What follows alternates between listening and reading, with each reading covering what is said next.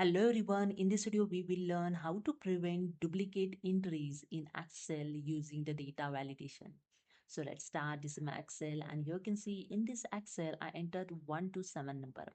So in this column I don't want the duplicate numbers.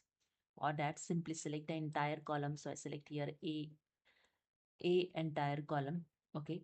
So after that, go to the data tab. In data tools, click on the data validation option and click on the first data validation, and here you can see one dialog box is open, data validation. In settings, in validation criteria, in allow, just click on this drop down arrow and select here the custom.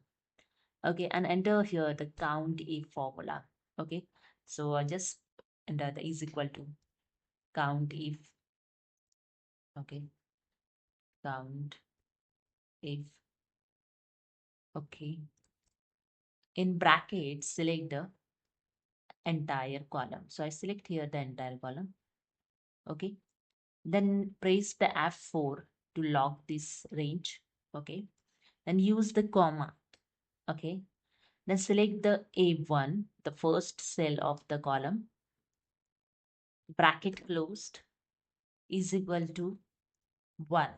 Okay, and that's it. Click on OK, and here you can see you enter the 8, 9, and here if you enter the any duplicate number of the upper list, suppose I enter 3, and press the enter key and see the error. The Microsoft Excel, this value does not match the data validation restriction defined for this cell.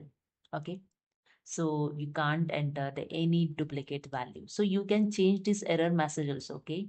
So I show you how to change it. Simply select the entire column again.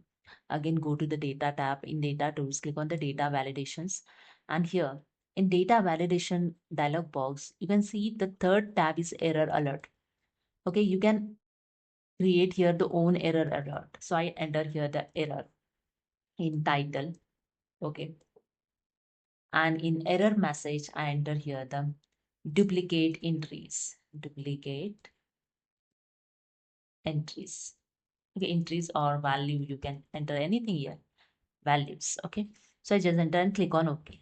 Now I enter here duplicate number of the upper list. So suppose I enter here 2 and press the enter key and see the error duplicates values.